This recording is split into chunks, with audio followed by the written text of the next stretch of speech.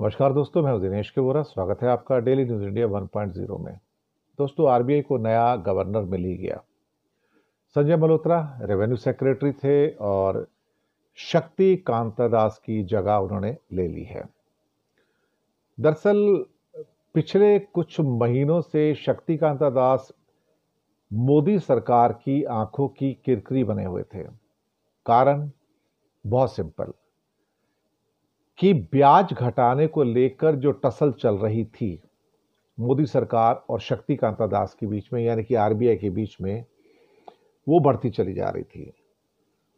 पहले economic adviser जो नागेश्वरम साहब हैं, उन्होंने कहा था कि कोर महंगाई को ब्याज दरों के साथ लिंक किया जाना चाहिए, ना कि खाद्य महंगाई को या सीपीआई को, जिसे कंज्यूमर प्राइस इंडेक्स भी कहते हैं। फिर उसके बाद बहुत बड़ी इस बात की वकालत की पीयूष गोयल साहब ने कि महंगाई का बैंकों की ब्याज दरों के साथ ताल्लुक क्या है। मुझे लगता है कि कभी कभी हम एब्सर्डिटी की एक हाइट तक पहुंच जाते हैं और पीयूष गोयल उस समय एक एजेंट की तरह काम करते हैं उद्योगपतियों के, न कि आम आदमी की तरह। फिर निर्मला सीतारमण भी कह बैठी कि जो बहस चल रही है मैं उसमें पढ़ना नहीं चाहती, लेकिन रिजर्व बैंक को सोचना चाहिए कि हमारी जो वृद्धि दर है जीडीपी की, वो कम होती जा रही है और परेशानियां हैं, तो आप उसको सॉल्व करने की दिशा में क्या कर रहे हैं। लेकिन पिछले कुछ हफ्तों के अंदर जो हालात बिगड़े, 5.4% की जीडीपी ग्रोथ होती है, रुपया 85 रुपए के आसपास भटक रहा है। दरअसल इसके साथ महंगाई 6.5% से घटकर 5.5% पे ही आई, वो भी कोई बहुत बड़ा अचीवमेंट तो नहीं है। तो सबसे बड़ा चुनौती ये होगी कि महंगाई जो 5.5% पे है और जो खाद्य महंगाई है 9% पे है, तो फिर आप ऐसी कौन सी बिना है जिसकी ऊपर आप अपना सो कॉल्ड ब्याज दर है रेपो रेट कम करने के बाद 6.5 से 6.25 या 6% पे ले आए। तो अल्टीमेटली फायदा किसको है? 140 लोगों को। तो 140 करोड़ लोगों से पैसा लेके नुकसान पहुंचा के आप 140 लोगों को फायदा देना चाहते हैं।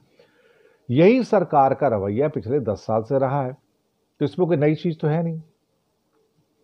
अब सरकार को एक ऐसा व्यक्ति चाहिए था, एक ऐसा यस मैन चाहिए था जो चुनाव आयुक्त की तरह हो और जो हुक्म का गुलाम हो। तो मुझे लगता है कि उनको एक बेहतरीन हुक्म का गुलाम संजय मल्होत्रा के रूप में मिल गया है। अब वो इस बात को नहीं देखेगा कि महंगाई है या नहीं है, उसका काम है कि ब्याज दर को कम करना। और मैं आपको यकीन से कह सकता हूं, फरवरी के अंदर जब मॉनेटरी पॉलिसी कमेटी की मीटिंग होगी, तो भले ही जो भी चुनौतियां रही हों, कितनी भी महंगाई हो, आप पाएंगे कि रिजर्व बैंक ब्याज दरों के अंदर कमी कर रहा है।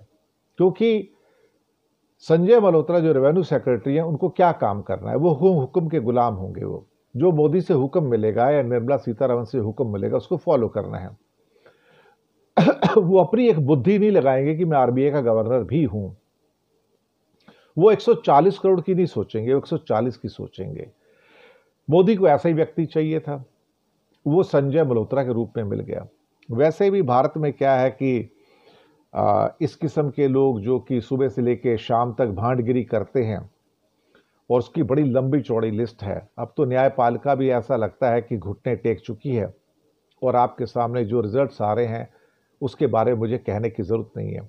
बात सिर्फ चंद्रचूड़ की नहीं है, बात कई और निर्णयों की भी है, जहां पर एक किस्म से कहा जाए तो न्यायपालिका ने भारत को शर्मसार किया है। वो कह सकते हैं कि आप हमारी बुराई क्यों करते हो, लेकिन अगर आपके कर्म ही ऐसे हैं जो कुकर्म जैसे हैं, तो फिर कोई क्या कर सकता है। तो संजय मल्होत्रा का काम होगा महंगाई पर लगाम, वो कर नहीं पाएंगे इसके अंदर। दूसरा होगा कि जीडीपी की वृद्धि को बढ़ावा देना, जबकि वो गिर रही है, वो भी वो नहीं कर पाएंगे। तीसरा होगा कि ब्याज दरों में कटौती, यानी कि रेपो रेट में कटौती, वो तो करेंगे। अब चाहे जो भी कंडीशन हो, वो करके वाहवाही लूटेंगे और ये बताने की कोशिश करेंगे कि मुझसे ज्यादा वफादार और लॉयलिस्ट कोई भी नहीं है। रही रुपये की गिरावट को रोकना, तो उन्हें बिल्कुल चिंता नहीं होगी, क्योंकि सरकार को भी चिंता नहीं है।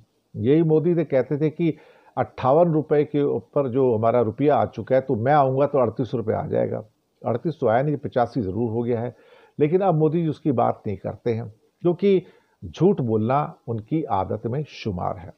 तो संजय मल्होत्रा के रूप में एक और इनको एक ऐसा व्यक्ति मिल गया जो यस मैन है, और इंसिडेंटली क्या करेंगे क्या नहीं करेंगे तो वक्त बताएगा, लेकिन मुझे उम्मीद बिल्कुल भी नहीं है। He is a yes man, और वो वही कहेंगे जो ऊपर से उन्हें करने को कहा जाएगा, एक हुक्म के गुलाम की तरह। शुक्रिया आपका।